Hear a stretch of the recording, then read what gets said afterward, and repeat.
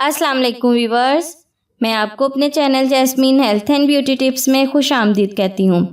کسی چیز کا اچانک سے گم جانا انسان کو بہت پریشان کر دیتا ہے۔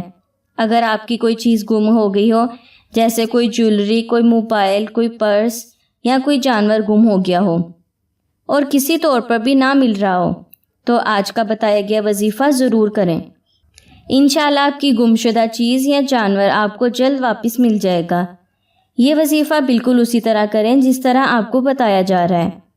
اگر کبھی کسی کی کوئی چیز گم جائے تو انسان بہت پریشانی کے ساتھ ساتھ ذہنی اذیت میں بھی مبتلا ہو جاتا ہے۔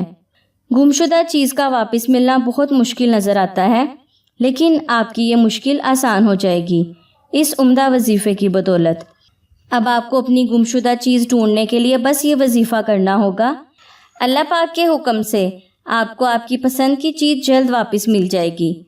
گمشدہ چیز واپس ملنے کا یہ کامیاب وظیفہ ہے۔ آپ کی کسی بھی قسم کی چیز گم ہو جانے پر آپ یہ عمل ضرور کریں۔ اس عمل کی برکت سے آپ کی گمشدہ چیز جلدی مل جائے گی۔ آج کا بتایا گیا وظیفہ تقریباً ہر گھر کی ضرورت ہے، کیونکہ ہر گھر میں آئے روز کوئی نہ کوئی چیز گم ہو جاتی ہے۔ اللہ پاک کے کلام کی طاقت سے یہ ناممکن کام بھی ممکن ہو جائے گا۔